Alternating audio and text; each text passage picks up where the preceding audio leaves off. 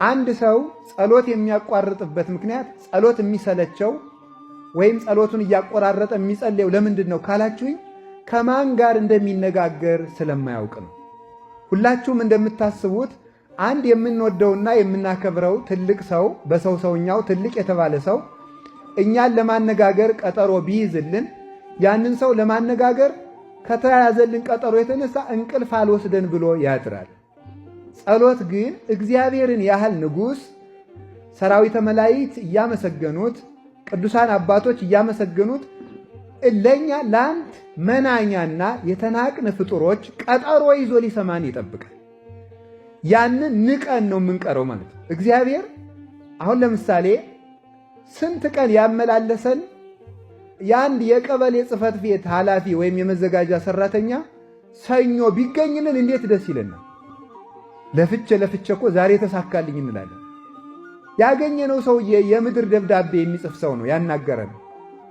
ከዚያ ከፍ ብለን ከንቲባውን ብናናገርስ፣ ከፍ ብለን የዞኑን ዋና አስተዳዳሪ ብናናገርስ፣ ከፍ ብለን የክልሉን ፕሬዝዳንት ብናናገርስ፣ ከፍ ብለን የሀገሪቱን ጠቅላይ ሚኒስትር ብናናግር እንደ ትልቅ ዕድለኛነት እናወራዋለን። ፎቶ ተነስተን ፎቶአችን እናስቀምጣለን በትልቅ ይሄ ከጠቅላይ ሚኒስትሩ ጋር የሆነ ጊዜ ምሳ በልቼ ብሎ ሰው ይናገራል።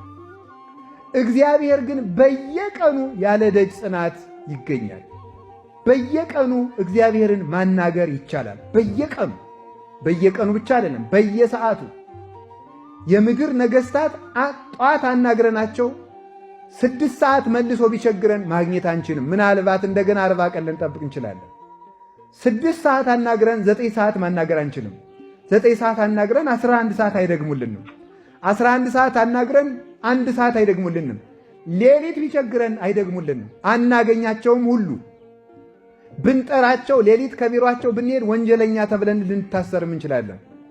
እግዚአብሔር ግን ማለዳም ይሰማል፣ ማታም ይሰማል፣ ጧትም ይሰማል፣ ቀንም ይሰማል፣ ያለ ጊዜ ይሰማል፣ ያለ ወረፋ ይሰማል፣ ሳይመርጥ ይሰማል።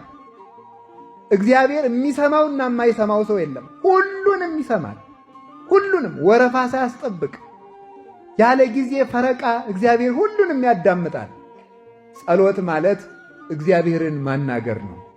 እንደ ጸሎት ማቋረጥ ያለ ሞኝነት የለም። እንዴት ሰው እግዚአብሔርን ያህል ንጉሥ አናግረኝ ብሎ እየጠበቀው እንዴት ያን አቋርጦ ይውላል? እና የእግዚአብሔር ቤተሰቦች እኔ ዛሬ በእግዚአብሔር ስም የምማልዳችሁ በእውነት ምንድን ነው ካላችሁኝ፣ ጸሎት እንዳታቋርጡ። ትልቅ ነገር በእውነቱ ማለት እናት የልጇን ንግግር ከምትጠብቀው በላይ እግዚአብሔር እኛን በማለዳና በመታ ጸሎት እኛን ለማዳመጥ ደስ ብሎት ይጠብቀናል። ማለዳ እግዚአብሔር እኛን ይጠብቃል፣ ተነስተን እንድንጠራው አባታችን ሆይ እንድንለው። ይሄ ነው ጸሎት። የምግባራት ሁሉ እናት ናት። የጦርነት ሁሉ መጀመሪያ ናት ጸሎት።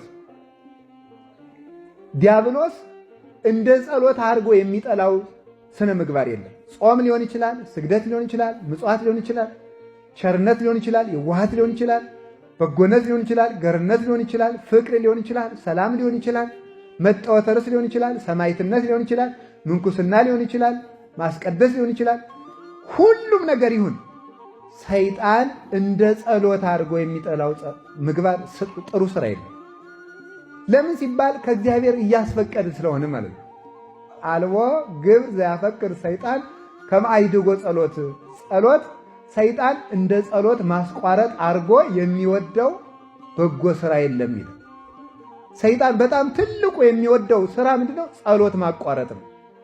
ጸሎት ማቋረጥ ጸሎትን ለምን ሲባል እስመ እሳት ይወፅእ እማፉሁ ለዘይጸልይ፣ ከሚጸልይ ሰው አንደበት እሳት ይወጣልና፣ ወያውዕዮ ለሰይጣን፣ ሰይጣንንም ያቃጥለዋልና፣ ወይ ደጉጾ አይኑንም ይወገዋልና፣ እስመ ጉድብ ውእቱ ባህቤሁ፣ ጸሎት በሰይጣን ዘንድ የተሳለ ጦር ነው፣ አይኑን ያጠፋዋል። ስለዚህ ሰይጣን ጸሎትን አይወድም።